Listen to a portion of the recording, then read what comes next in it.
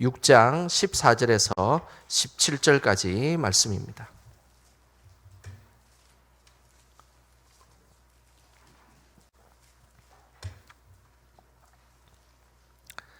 열왕기하 6장 14절에서 17절까지 말씀, 우리 한 목소리로 말씀 읽겠습니다. 왕이 이에 말과 병거와 많은 군사를 보내매 그들이 밤에 가서 그 성읍을 에워 쌌더라. 하나님의 사람의 사환이 일찍이 일어나서 나가보니 군사와 말과 병거가 성읍을 에워 쌌는지라.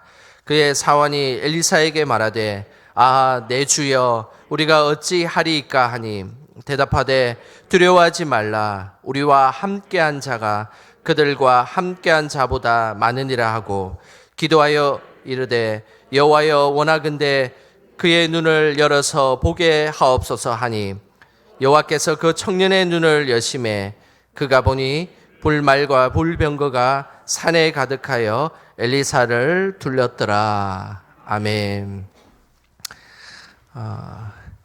우리 옆 사람에게 이렇게 인사를 했으면 좋겠습니다. 눈에 보이는 것이 전부가 아닙니다. 이렇게 한번 인사 한번 하겠습니다.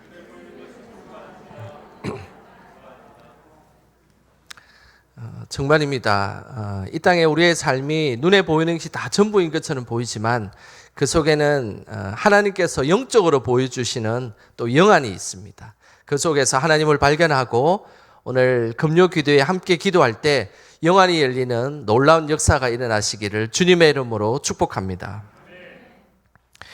우리의 오감 중에서 가장 중요하고 예민한 것이 있습니다. 그것은 바로 시각입니다. 그래서 뇌의 시각세포는 다른 어떤 뇌세포보다 더 많이 발달되어 있고 그리고 우리 뇌 속에 존재합니다. 그 이유는 우리의 직접적인 생존과 그리고 우리가 살아가야 될 삶의 중요한 부분들이 그곳에 있기 때문입니다. 눈으로 이 땅의 사물을 쳐다보지만 보이는 것만으로 판단하기에 우리의 눈은 한계를 가지고 있습니다. 그 대표적인 현상이 착시 현상이라는 것이 있습니다. 착시 현상, 이것은 우리가 눈으로 보는 사물을 직접 보고는 있지만 실제 사물과 다르게 보는 현상을 이야기합니다. 제가 예를 한 두 가지 들도록 하겠습니다. 그림을 한번 보여주시겠습니까? 여러분들은 1번과 2번 중에 이 직선으로 되어 있는 선이 1번과 2번 중에 어떤 것이 길게 보이십니까? 2번이 길게 보이시죠? 그런데 답을 한번 보겠습니다. 사실은 1번과 2번은 길이가 똑같습니다. 또 한 가지 예를 한번 들어보겠습니다. 1번과 2번 중에 주황색 동그라미가 어떤 것이 커 보이십니까? 그렇죠. 1번이 크게 보이죠. 그럼 정답을 한번 보겠습니다. 사실은 1번과 2번이 동일한 동그라미를 가지고 있습니다. 이것이 착시 현상입니다. 우리가 눈으로 보고 있지만 그 눈으로 보고 있는 것이 우리는 왜곡되게 그 눈으로 보는 경우들이 있습니다. 그렇기 때문에 우리는 기억하셔야 됩니다. 우리가 눈으로 보는 것들이 다라고 생각하지만 그러나 그 이면 속에는 우리 눈으로 보지 못하는 세상의 많은 것들이 숨겨져 있고 그리고 그것을 볼 줄 아는 사람, 그 사람이 바로 하나님께서 원하시는 믿음의 사람인 것입니다. 우리는 정확하게 보는 것 같지만 주변 상황에 따라서 다르게 보여집니다. 그래서 눈에 보이는 것만 보고 살아가는 인생은 잘못된 판단을 할 수밖에 없습니다. 이 모습이 하나님이 원하시는 모습이 아닙니다. 우리는 늘 눈에 보이는 것이 있지만 그 속에 하나님의 뜻이 있지 않을까, 그리고 하나님께서 나에게 알려주는 하나님의 메시지가 있지 않을까를 언제나 생각하며 살아가는 삶, 그 삶이 하나님께서 기뻐하시는 믿음의 삶의 모습입니다. 오늘 본문에는 눈에 보이는 것만으로 판단해서 그 눈에 보이는 것만 살아가는 한 사람이 등장합니다. 그 사람이 바로 15절에 그 사람이 나옵니다. 우리 15절 말씀 같이 한 목소리로 함께 읽겠습니다. 하나님의 사람의 사환이 일찍이 일어나서 나가보니 군사와 말과 병거가 성읍을 에워 쌌는지라. 그의 사환이 엘리사에게 말하되 내 주여 우리가 어찌 하리이까 하니. 엘리사의 사환이 아침에 일찍 일어났습니다. 그런데 아람 군대가 자신의 성읍을 둘러싸고 있었습니다. 그래 얼마나 놀랐겠습니까? 그래서 사환이 엘리사에게 이야기했습니다. 내 주여 어찌하리이까? 큰일 났습니다. 지금 적군인 아람 군대가 우리 모든 성을 둘러싸 있습니다. 어찌하면 좋겠습니까? 라고 사환이 엘리사에게 이야기를 한 것입니다. 사환이 보기에는 적국 아람이 쳐들어와서 둘러싸 있으니 이제 우리는 다 죽게 되었다라는 것이죠.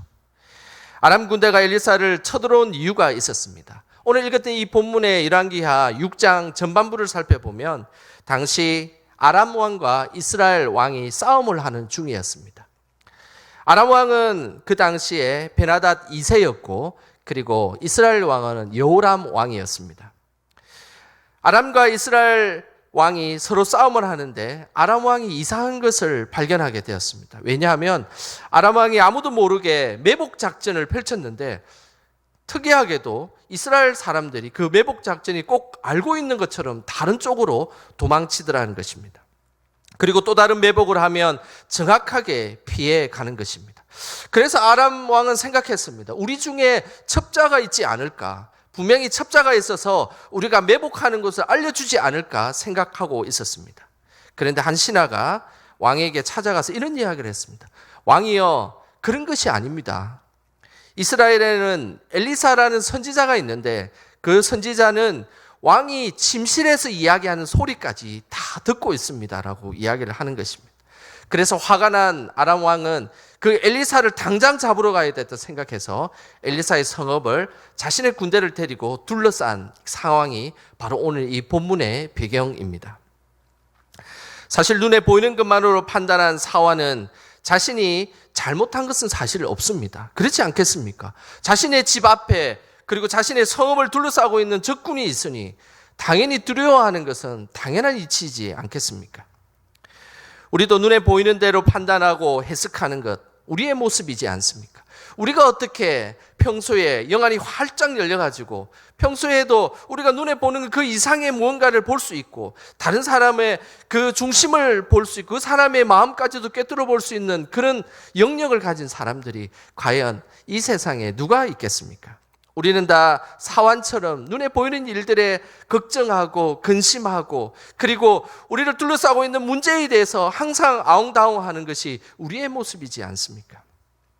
하지만 하나님은 우리가 단지 시각적으로 보이는 것만으로 판단하고 걱정하며 그리고 근심하면서 살아가는 것을 원하지 않으십니다. 하나님은 우리가 영적인 눈을 뜨고 믿음의 눈으로 살아가기를 원하신다는 사실입니다.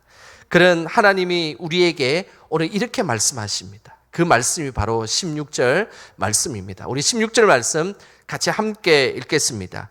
대답하되 두려워하지 말라. 우리와 함께한 자가 그들과 함께한 자보다 많으니라 하고, 엘리사는 분명히 이제 사환에게 하나님의 말씀을 선포하였습니다. 두려워하지 말라. 우리와 함께한 자가 그들과 함께한 자보다 더 많다라는 것을 말씀해 주었습니다.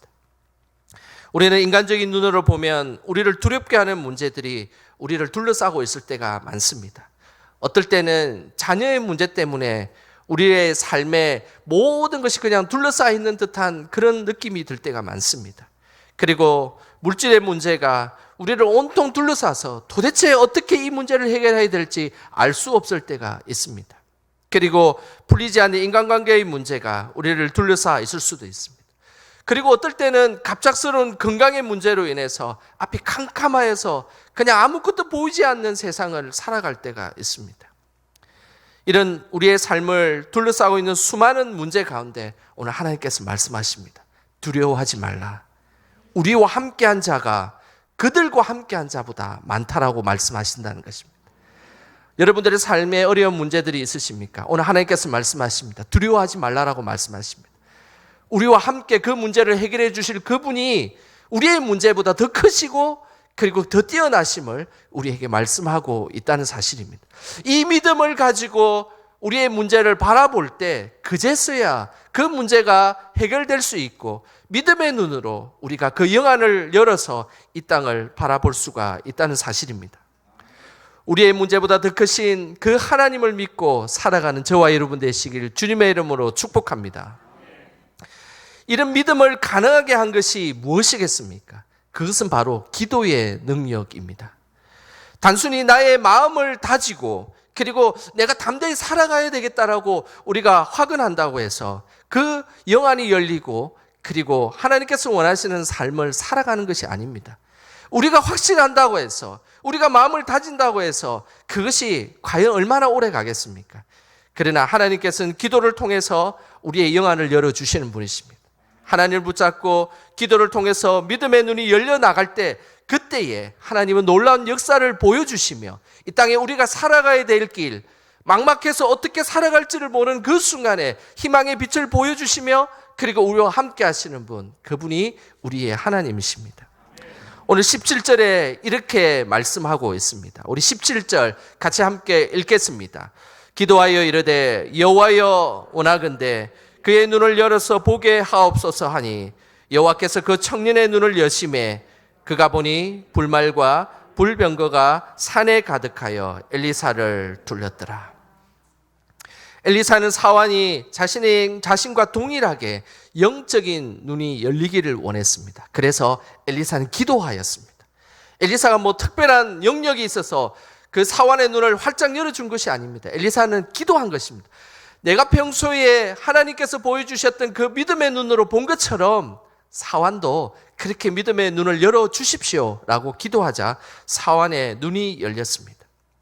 여기서 매우 중요한 사실이 있습니다. 영적인 눈을 열어주시는 분은 바로 하나님이십니다. 이것이 너무너무 중요한 사실입니다. 우리의 경험과 식견으로 영적인 눈이 열리지 않는다는 것을 우리는 기억하고 그리고 그것에 대해서 우리는 인정하셔야 됩니다. 하나님이 우리의 눈을 열어주실 때 우리의 영적인 눈이 열리는 것입니다. 성경은 끊임없이 눈을 열어주는 그 주체가 명확하게 우리에게 말씀하십니다. 엘리사의 눈을 열어주신 그 주체는 바로 하나님이십니다. 그리고 사환의 눈을 열어주신 그 주체도 바로 하나님이십니다. 엘리사가 개인이 영적인 눈을 열게 한 것이 아닙니다. 바로 하나님이 눈을 열어서 엘리사의 눈을 열게 하신 것입니다. 우리는 나이가 들고 세월이 흐르면 우리의 식견이 높아질 수 있습니다. 분명히 그렇습니다. 인생을 살아가는 지혜도 얻을 수 있고 그리고 우리가 살아갈 때 어떻게 대처하고 어떻게 살아갈 지혜도 분명히 살아가는 연륜이 높을수록 충분하게 그 지혜가 우리에게 찾아올 수 있습니다. 우리의 식견은 넓어지고 깊어질 수 있습니다. 그러나 우리의 그 식견과 그리고 우리의 그 깊어짐, 넓어짐은 언제나 한계를 가지고 있습니다. 그것은 우리를 어쩌면 교만해지게 만들 때도 있습니다. 하나님이 보여주신 것보다 우리의 식견과 우리의 어떤 경험들이 더 앞설 때가 있다는 사실입니다. 그때는 멈추셔야 합니다. 그때는 우리의 식견과 우리의 경험과 우리의 판단보다 더 정확하시고 더 올바른 길로 인도하시는 그 하나님을 붙들고 나가는 사람만이 이 땅에 하나님께서 영안을 열어주셔서 하나님의 영적 세계를 경험하게 한다는 사실입니다. 창세기 13장에 보면 아브라함과 롯이 매우 중요한 선택을 하는 장면이 나옵니다. 아브라함과 롯이 재산이 많아지자 목자들이 서로 싸우기 시작했습니다. 그리고 나서 같은 친척의 목자들이 싸우는 것을 보자 이제 더 이상 같이 있으면 안 되겠다 생각해서 그들을 갈라서기로 결정을 했습니다. 그때 아브라함은 롯에게 선택권을 주었습니다. 그러면서 너가 좌하면 나는 우를 할 것이다. 너가 우를 하면 내가 좌할 것이다 라고 이야기를 했습니다. 그리고 나서 먼저 롯은 소돔과 고모라를 선택하자 아브라함은 반대쪽 가나안을 선택했습니다. 근데 오늘 이 이야기하는 창세기 13장의 본문에는 매우 중요한 단어가 하나 나옵니다. 그것은 눈을 열어라는 단어입니다.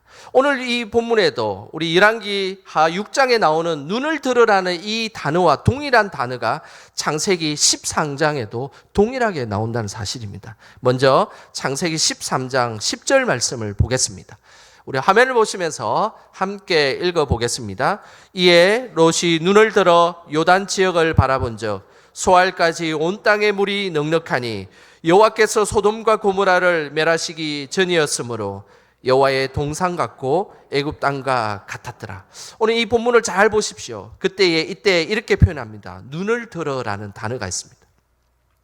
이 창세기 13장 10절에 보면 이 눈을 들으라는 이 단어를 자세히 보면 이 눈을 들으라는 이 단어는 오늘 열왕기 하 6장에 나와 있는 눈을 열으라는 단어와 동일한 단어입니다.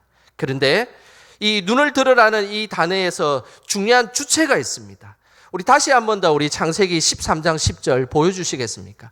창세기 13장 10절을 보면 눈을 들긴 드는데 눈을 든 주체가 누구입니까? 롯이라고 기록되어 있습니다. 눈을 열고 눈을 열었던 그 주체는 바로 롯이었습니다. 그것은 뭘 의미하겠습니까? 롯이 어떤 땅을 선택했을 때 그 선택하는 기준은 자신의 식견과 자신의 경험으로 선택했다는 사실입니다. 롯의 경험과 안목으로 쳐다보니까 저 소돔이라는 땅은 물이 아주 넉넉하고 농사 짓기 얼마나 좋겠습니까? 그뿐만 아니라 살기 너무 좋은 땅, 에덴 동산과 같은 그런 땅이었다라고 그는 보게 된 것입니다. 그래서 롯은 그곳을 선택한 것입니다. 그런데 롯의 선택은 잘못되었습니다. 왜냐하면 그곳은 죄악이 가득한 곳이었기 때문입니다. 하나님의 선택이 아니라 자신의 경험과 판단으로 경험되어지는 선택인 것입니다. 하지만 아브라함도 눈을 열어서 선택하였습니다. 창세기 13장 14절을 한번 보겠습니다. 이 시간 창세기 13장 14절 말씀 함께 읽겠습니다. 롯이 아브라함을 떠난 후에 여호와께서 아브라함에게 이르시되 너는 눈을 들어 너 있는 곳에서 북쪽과 남쪽 그리고 동쪽과 서쪽을 바라보라. 오늘 이 본문도 자세히 보십시오. 이 자세히 보시면 아브라함에게 눈을 들게 하신 분이 주체가 누굽니까? 아브라함입니까? 하나님입니까? 하나님입니다. 하나님께서 누구에게요? 아브라함에게 이르시되 너는 눈을 들으라 라고 이야기를 하고 있습니다. 눈을 들으라, 눈을 열어라 라는 그 주체가 바로 하나님인 것입니다. 이것은 우리의 인생에 있어서 매우 중요한 것을 우리에게 말씀하고 있습니다. 롯은 자신의 안목과 자신의 경험으로 눈을 들어 눈을 열어서 소돔 땅을 선택하였고, 근데 그 선택한 것은 하나님 보시기에 죄악의 땅이었습니다. 그런데 아브라함은 하나님께서 그의 눈을 들어서 눈을 열어주셨습니다. 인간적인 눈으로 보았을 때는 소돔 땅보다는 더 척박하고 안 좋은 땅이었습니다. 그런데 하나님은 그곳이 바로 하나님의 땅이었고 약속의 땅이었고 그리고 믿음의 땅이었다는 사실입니다. 이 부분이 매우 중요한 부분입니다. 롯은 자신의 안목과 경험을 통해서 눈을 들어 소돔과 고모라를 선택했습니다.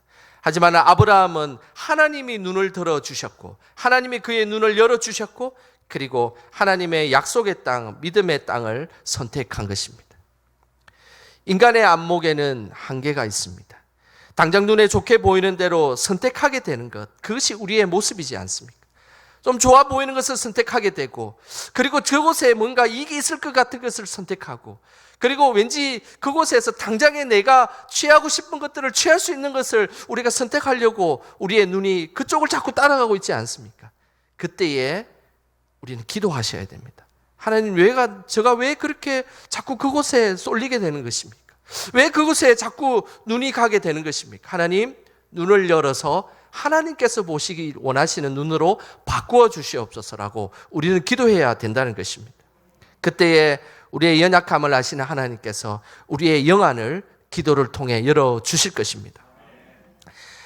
하나님이 사안의 눈을 열어주시자 사완은 지금까지 보지 못한 것을 보게 되었습니다. 그 내용이 17절인데 우리 금방 읽었던 우리 17절 제가 다시 한번 읽어드리겠습니다. 기도하여 이르되 여호와여 원하건대 그의 눈을 열어보게 하옵소서 하니 여호와께서 그 청년의 눈을 여심해 그가 보니 불말과 불병거가 산에 가득하여 엘리사를 둘렀더라. 사언이 보기에는 자신의 둘러싼 아람 군대만을 보았고 그 아람 군대만이 자신의 모든 문제에 어려움에 봉착했던 그 순간에 이제 하나님께서 사완의 눈을 열어주셨습니다. 열어서 보니까 하나님의 천군 천사들이 불말과 불병거를 동원해서 아람 군대보다 더 많이 에워싸서 우리 주변에 둘러싸고 있음을 보게 된 것입니다. 하나님은 오늘도 불가능한 상황에도 하나님의 함께 하심을 보여주십니다. 불말과 불병거가 아람 군대보다 더 많이 있을지라도 있다는 것을 우리에게 보여주시는 것이죠. 영적인 눈이 열리면 지금 우리가 보는 시야를 넘어서서 하나님의 살아계심을 보게 되는 것입니다.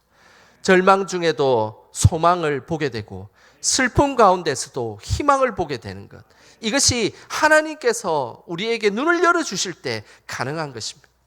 우리의 눈이 자꾸만 절망을 쳐다보고 그곳에 함몰되어 있고, 우리의 눈이 자꾸만 슬픔에 쳐다보게 돼서 그것만 함몰되어 있으면 우리는 결코 그곳을 헤어날 수가 없습니다. 그 순간에 우리는 기도하시길 바랍니다. 우리의 삶의 자리에 절망이 있고 슬픔이 있다면 다시 한 번 더 기도하시길 바랍니다. 하나님이 우리에게 영안을 열어주셔서 그곳에 하나님께서 함께하심의 소망과 함께하심의 희망을 우리에게 보여주실 것입니다. 세계 2차 대전 때 폴란드의 바르샤바 유태인 수용소에 있었던 일입니다. 모두가 열악한 환경 수용소에 갇혀 있을 때 그들은 죽음만을 기다리며 절망 속에서 앉아 있거나 누워 있었습니다. 이때 한 사람이 그 벽에 글을 쓰기 시작했습니다. 이런 글귀를 썼습니다. 비치지 않는다 해도 나는 태양이 있음을 믿는다. 느끼지 못한다 할지라도 나는 사랑이 있음을 믿는다. 보이지 않는다 해도 나는 하나님이 계심을 믿는다. 그 청년은 절망 같은 그 수용소 속에서 그는 믿음을 고백하고 있었습니다. 비치지 않는다 해도 그곳에 태양이 있음을 그는 확신하고 있었습니다. 그리고 느끼지 못한다 할지라도 나는 사랑이 있음을 그는 마음속에 간직하고 있었습니다. 그리고 지금 당장에 이 수용소 속에 하나님이 정말 없는 것처럼 보였지만, 그러나 그래도 그 이면에 하나님이 살아계셔서 우리와 함께하고 계심을 믿는다라고 고백했던 것입니다. 이 글을 보자 한두 명이 모여와서 계속해서 그들의 얼굴들이 바뀌며 놀라운 일들이 벌어졌습니다. 얼굴을 인상을 쓰고 죽음의 그늘이 있었던 그들의 얼굴 속에 이제 희망이 샘솟기 시작했습니다. 그러면서 그들이 얼굴이 점차 밝아지고 눈동자에 힘이 생기기 시작했습니다. 비록 그들이 죽음 앞에 있는 그런 절체절명의 그 순간이었지만, 그러나 절망 가운데 하나님의 살아계심을 발견하며 그들의 삶이 바뀌기 시작했다는 사실입니다. 우리는 하나님이 눈을 열어주시면 빛이 없는 곳에서도 태양이 있음을 믿게 될 것입니다. 우리는 하나님이 눈을 열어주시면 느끼지 못해도 그곳에 하나님의 사랑이 있음을 믿게 될 것입니다. 우리는 하나님이 눈을 열어주시면 보이지 않아도 늘 하나님이 우리와 함께하고 계심을 믿게 될 것입니다. 이것이 영적인 눈이 열린 사람의 모습입니다. 오늘 이 밤에 하나님께서 기도할 때 우리의 영안을 열어주실 것입니다. 그리고 우리를 둘러싼 문제보다 더 크신 하나님을 보게 될 것입니다. 그 믿음으로 기도하십시다. 그리고 그 믿음으로 나아가십시다. 그때에 우리를 역사하신 그 하나님의 놀라운 은혜를 경험하게 될 것입니다. 오늘 이 밤에 그런 축복이 여러분들에게 임하시길, 그리고 저에게도 임하길 주님의 이름으로 축원합니다. 이 시간 우리 함께 찬양하는